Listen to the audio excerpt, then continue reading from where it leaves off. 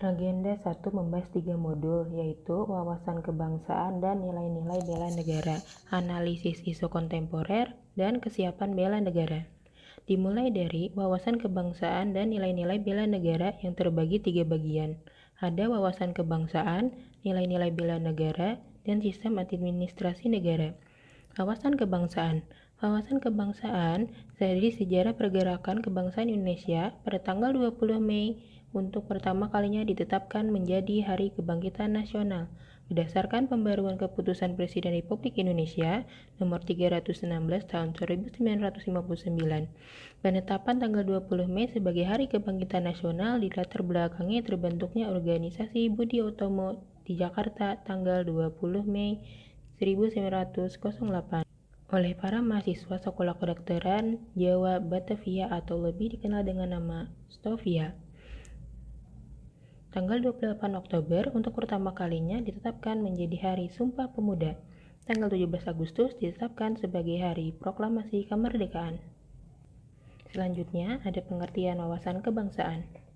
Wawasan kebangsaan adalah cara pandang bangsa Indonesia dalam rangka mengelola kehidupan berbangsa dan bernegara yang dilandasi oleh jati diri bangsa dan kesadaran terhadap sistem nasional yang bersumber dari Pancasila, Undang-Undang Dasar RI tahun 1945, NKRI, dan Bhinneka Tunggal Ika guna memecahkan berbagai persoalan yang dihadapi bangsa Indonesia dan negara demi mencapai masyarakat adil, makmur, dan sejahtera.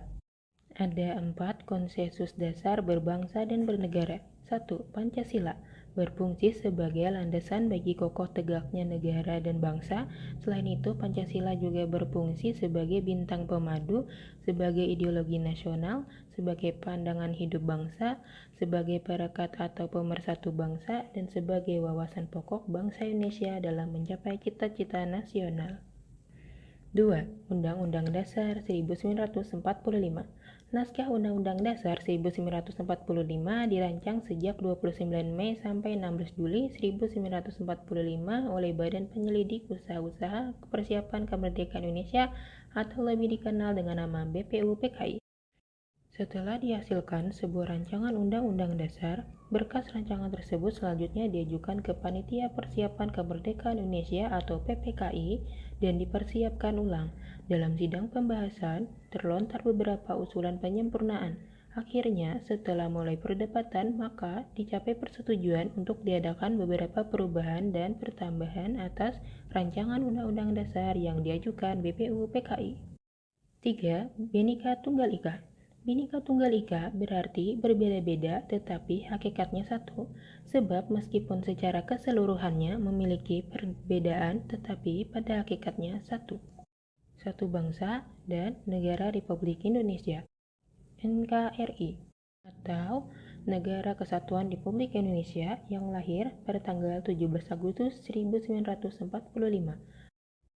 Adapun tujuan NKRI seperti tercantum dalam pembukaan Undang-Undang Dasar 1945 alinea 4 meliputi melindungi segenap bangsa dan seluruh tumpah darah Indonesia, memajukan kesejahteraan umum, mencerdaskan kehidupan bangsa, dan ikut melaksanakan ketertiban dunia berdasarkan kemerdekaan, perdamaian abadi, dan keadilan sosial. Bahasan selanjutnya adalah bendera, bahasa, lambang negara, dan lagu kebangsaan. Bendera negara kita adalah sang merah putih. Bahasa Indonesia adalah bahasa resmi yang digunakan untuk seluruh wilayah negara kesatuan Republik Indonesia. Lambang negara adalah Garuda Pancasila dengan semboyan Bhinneka Tunggal Ika. Lagu kebangsaan adalah Indonesia Raya. Nilai-nilai bela negara. Sejarah bela negara. Pada tanggal 18 Desember 2006, Presiden Republik Indonesia Dr. Haji Susilo Bambang Yudhoyono menetapkan tanggal 19 Desember sebagai Hari Bela Negara, dengan pertimbangan bahwa tanggal 19 Desember 1948 merupakan hari bersejarah bagi bangsa Indonesia. Ancaman. Ancaman adalah setiap usaha dan kegiatan baik dari dalam negeri maupun luar negeri yang bertentangan dengan Pancasila dan mengancam atau membahayakan kedaulatan negara, keutuhan wilayah negara kesatuan Republik Indonesia, dan keselamatan segenap bangsa. Kewaspadaan dini. Kewaspadaan dini sesungguhnya adalah kewaspadaan setiap warga negara terhadap setiap potensi ancaman. Kewaspadaan dini memberikan daya tangkal dari segala potensi ancaman, termasuk penyakit menular dan konflik sosial. Pengertian bela negara. Bela negara adalah tekad, sikap, dan perilaku, serta tindakan warga negara, baik secara perseorangan maupun kolektif, dalam menjaga kedaulatan negara, keutuhan wilayah, dan keselamatan bangsa dan negara, yang dijiwai oleh kecintaannya kepada Negara Kesatuan Republik Indonesia yang berdasarkan Pancasila dan Undang-Undang Dasar Negara Republik Indonesia tahun 1945 dalam menjamin kelangsungan hidup bangsa Indonesia dan negara dari berbagai ancaman. Nilai dasar bela negara. Berdasarkan Undang-Undang Nomor 23 Tahun 2019 tentang Pengolahan Sumber Daya Nasional untuk Pertahanan Negara Pasal 7 Ayat 3, nilai dasar bela negara meliputi cinta tanah air, sadar berbangsa dan bernegara, setia pada Pancasila sebagai ideologi negara, rela berkorban untuk bangsa dan negara, dan kemampuan awal bela negara. Indikator nilai dasar bela negara. Adapun indikatornya antara lain, indikator cinta tanah air, indikator sadar berbangsa dan bernegara, indikator setia pada Pancasila sebagai ideologi bangsa, indikator rela berkorban untuk bangsa dan negara, indikator kemampuan awal bela negara. Aktualisasi kesadaran bela negara bagi ASN. 1. Cinta tanah air bagi ASN. 2. Kesadaran berbangsa dan bernegara bagi ASN. 3. Setia pada Pancasila sebagai ideologi negara bagi ASN. Sistem Administrasi Negara Kesatuan Republik Indonesia. Perspektif sejarah negara Indonesia, beberapa di antaranya. 1. Perubahan penting dalam perkembangan tata pemerintahan selama zaman pendudukan Jepang, ditandai dengan ditetapkannya Undang-Undang Nomor 27 yang berlaku secara efektif mulai tanggal 8 Agustus 1942.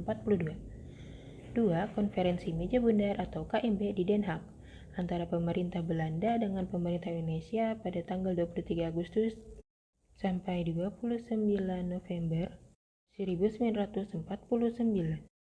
3. Negara Indonesia resmi berubah dari negara kesatuan menjadi negara serikat dengan Konstitusi RIS 1949 sebagai Undang-Undang Dasar.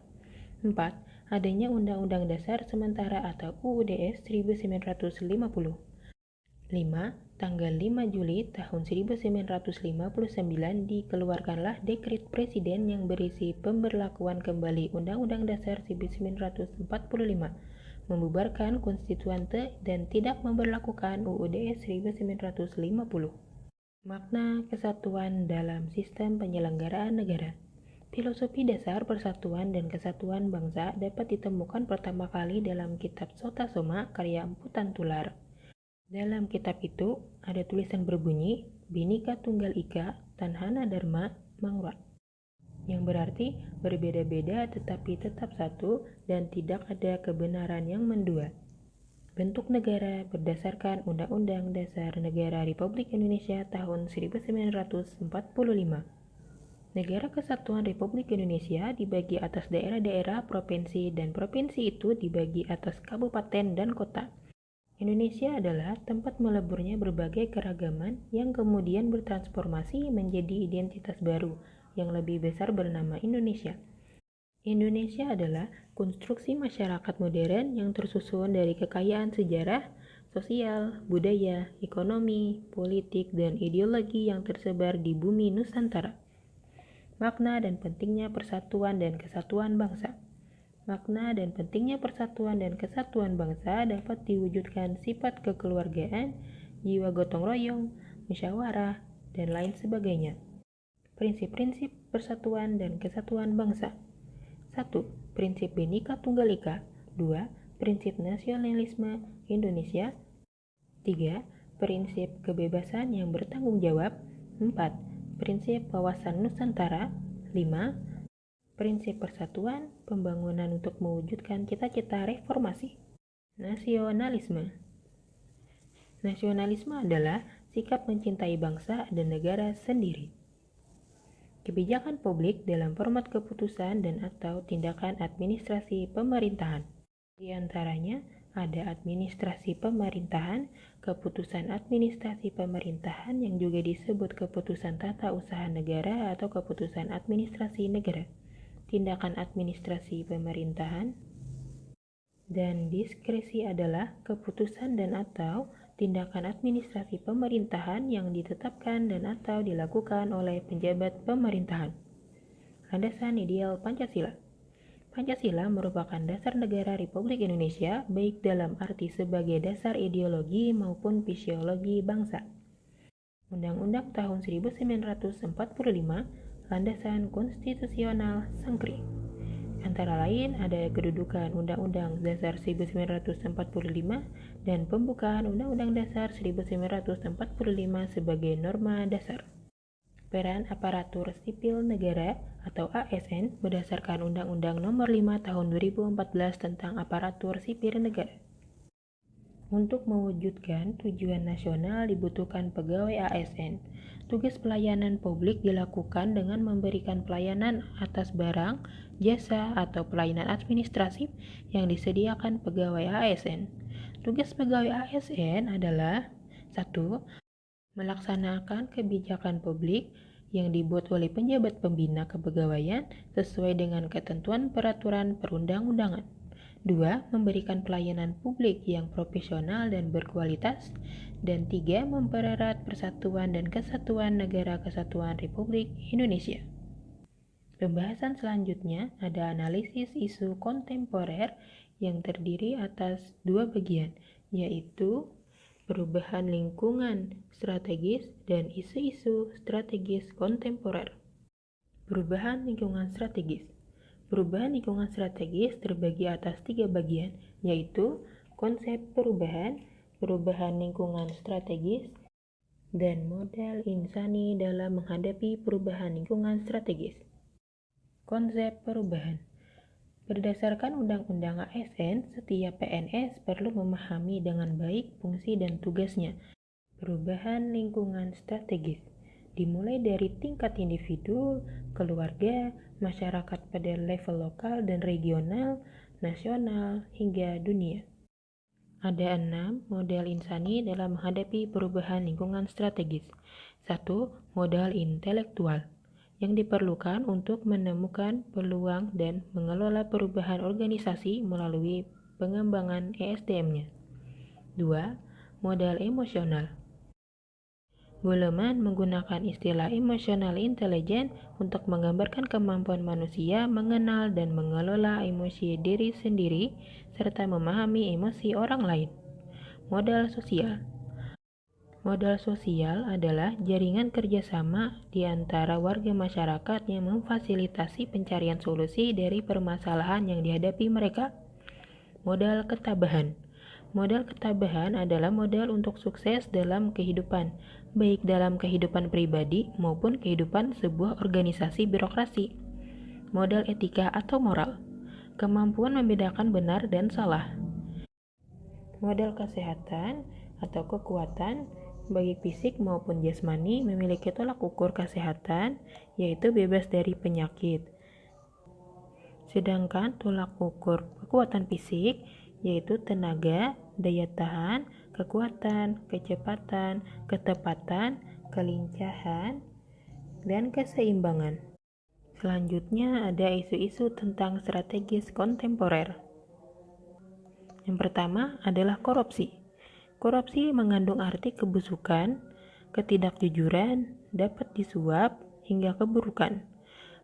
Pada dasarnya, sebab manusia terdorong untuk melakukan korupsi antara lain karena faktor individu seperti sifat tamak, moral yang lemah menghadapi godaan, gaya hidup yang konsumtif. Selain itu, ada faktor lingkungan seperti aspek sikap masyarakat terhadap korupsi, aspek ekonomi, aspek politis, dan aspek organisasi. Dampak dari korupsi sendiri yaitu terjadi kemiskinan dan kematian di sana-sini, sehingga perlu adanya tindakan pembangunan sikap anti korupsi, misalnya dengan cara bersikap jujur, menghindari perilaku yang merugikan kepentingan orang banyak dan atau melanggar hak orang lain dari hal-hal yang kecil. menghindari konflik kepentingan dalam hubungan kerja, hubungan bisnis, maupun hubungan bertetangga, melaporkan kepada penegak hukum apabila menjadi korban perbuatan korupsi. Narkoba. Narkoba adalah akronim dari narkotika, psikotropika, dan bahan adiktif lainnya. Sedangkan arti dari narkotika merupakan zat atau obat yang sangat bermanfaat dan diperlukan untuk pengobatan penyakit tertentu.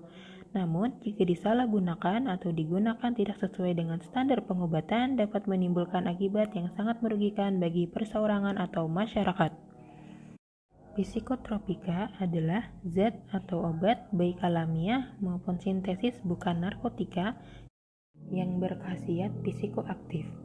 Zat aktif lainnya adalah zat yang berpengaruh psikoaktif. Terorisme dan radikalisme. Terorisme adalah perbuatan yang menggunakan kekerasan atau ancaman kekerasan yang menimbulkan suasana teror dan rasa takut secara meluas, yang dapat menimbulkan korban yang bersifat massal atau menimbulkan kerusakan atau kehancuran terhadap objek vital yang strategis. Radikalisme diartikan sebagai tantangan politik yang bersifat mendasar atau ekstrim terhadap tatanan yang sudah mapan. Money laundering. Istilah money laundering dalam terjemahan bahasa Indonesia adalah pencucian uang.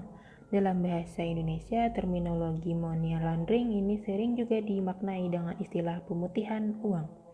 Dengan demikian, uang atau harta kekayaan yang diputihkan atau dicuci tersebut adalah uang atau harta kekayaan yang berasal dari kejahatan, sehingga diharapkan setelah pemutihan atau pencucian tersebut, uang atau harta kekayaan yang tadi tidak terdeteksi lagi sebagai uang hasil kejahatan, melainkan telah menjadi uang atau harta kekayaan yang halal seperti uang-uang bersih ataupun aset-aset berupa harta kekayaan bersih lainnya.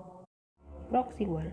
Proxy war adalah istilah yang merujuk pada konflik di antara dua negara, di mana negara tersebut tidak serta-merta terlibat langsung dalam peperangan karena melibatkan proksi atau kaki tangan. Perang proksi merupakan bagian dari modus perang asimetrik sehingga berbeda jenis dengan perang konvensional. Kejahatan mass communication seperti cybercrime, hate speech, dan hoax.